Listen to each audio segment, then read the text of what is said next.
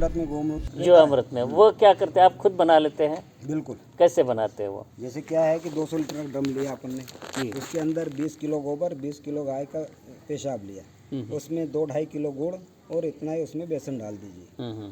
और एक ऐसा पेड़ लीजिए जहाँ के जैसे पीपल का पेड़ हो, पूरा होना चाहिए, जहाँ पे रासायनिक खाद न डलता हो।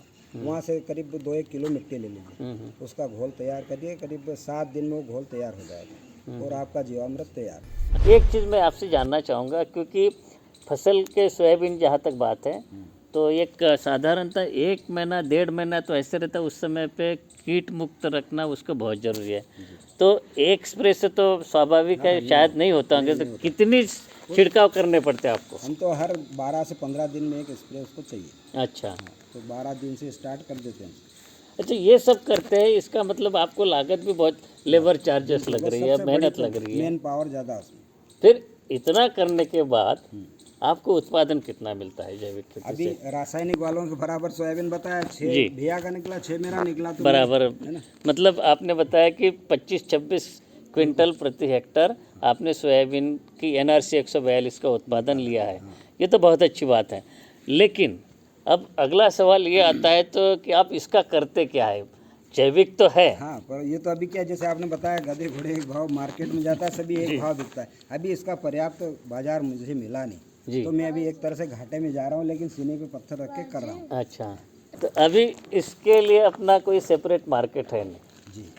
तो फिर आप क्या करते हो उसका? कोई आपसे आके ले जाता है कि आप? सोयाबीन तो वैसे ही मंडी में ही जाता मार्केट में, उसका तो कोई लेवाल है नहीं अलग से।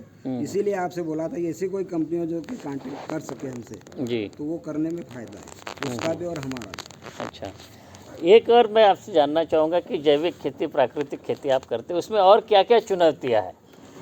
चुनौतियाँ तो क्योंकि आम किसान नहीं कर रहा है इसको, जैसे मैं आपको बता, आप अपने गांव में कर रहे हैं, आपकी देखा देखी और कोई कर रहे हैं क्या? कुछ और किसान है? तैयार नहीं हो रहा। इनके ब्रदर ही है, ये खुद भी नहीं कर रहे हैं ना जी। ये मेरा पागलपन है सर कि जो मैं कर रहा हूँ। और सभी लोग मुझे पागल ही कहते हैं इस मामले में। अच्छा, अच्छा। पागल ही गांव का है ना। एक यही होशियार बंदा जो आगे जा रहा है। हाँ, नहीं नहीं ये नहीं, किसी दिन अपनी जमीन बेच देगा, ना लोग ऐसे ना, डराते हैं, लेकिन मेरी वो बात अलग, मेरी सोच अलग है। वो जो लोग जो बोलते हैं वो बात अलग है, लेकिन हर एक गांव में कोई न कोई ऐसे किसान होता है जो कि हम उसको नवोन्मेषी बोलते हैं, इनोवेटिव फार्मर है, बाकी किसानों से कई मामलों में बहुत साल आगे रहता है। ये समय ज़रूर आता है, उसकी देखा देखी होती है, तो उसमें टाइम लगेगा। लेकिन सोयाबीन की तो जैसे आपने बताया कि इसका मंडी में बेचना है, बाकी जो जैविक खेती, प्राकृतिक खेती, गेहूँ या दूसरी फसलों की करते, उसका क्या करते फिर आप? जैसे गेहूँ तो हमारा घर से आराम से चला जाता है दुगने रेट में, दुगने रेट ले में? जाते हैं, बिल्कुल। और अभी अभी तक फोन आ रहे हैं, गेहूँ तो कब से बेच दिया हमने, अच्छा। लेकिन अभी भी बोले है आपके पास, अब नहीं है भैया, आप कहाँ से लाके देंगे। हाँ हाँ, जब कुछ किसान बेईमानी कर जाते हैं, हाँ चलो भैया आपको चाहिए, हम कहीं से लाके दे देंगे, पर वो हमारा जमीन गंवाने देता है। अच्छा। वो काम तो हम कभी करते नहीं और ना करेंगे। हाँ, तो गेहूँ हो गया, आलू भी आप लगाते होंगे? बिल्कुल। आलू क्या हुआ कि 2-3 साल से घाटा गया, इसलिए मैंने बंद कर दिया। 20-25 लाख के आलू बेचता था, तो इसमें नुकसान जा रहा था अभी।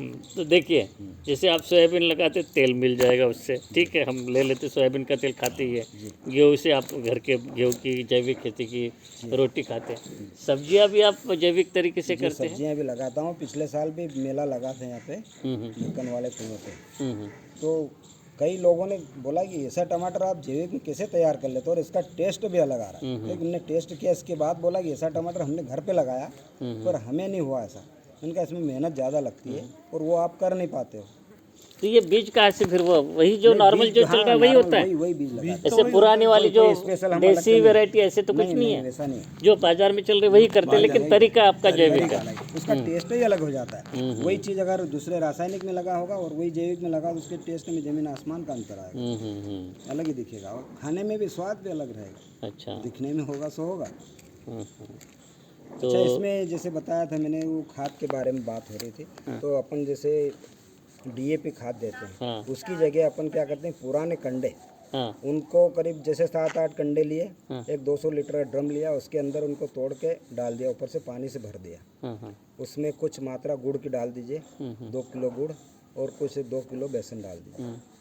वो आपका समझ लिए 1.5 महीने में खाद DAP तैयार हो गया। अच्छा, हाँ, तो वो भी DAP का काम करेगा। बिल्कुल, इसमें और बहुत अच्छे इसमें पोषक तत्व रहेंगे। हाँ अच्छा, कुछ लोग कहते हैं कि पत्थरों से भी वो टॉनिक बनता है, तो उसका भी हमने इस्तेमाल किया। अलग अलग तरह के पत्थर ला के डाले ड्रम में और उसका भी स्प्रे किया। ये सब आइडिया कहाँ से मिलते हैं ये आपको? तो क्या है, जैसे व्हाट्सएप पे देखते हैं आप जैसे कोई महानुभाव मिल जाते हैं, उनसे भी हमें प्रेरणा मिलती है, तो हम ये करते रहते हैं। क्या है कि सीखना तो कभी खत्म होता ही बिल्कुल, नहीं। सीखने की प्रक्रिया आज मरते जीवन दम तक चलते रहती है, उसमें कोई नहीं, सीखने के लिए कोई उम्र नहीं होती है। जहाँ से भी स्रोत मिल जाता है हम कर लेते हैं, सीख लेते हैं।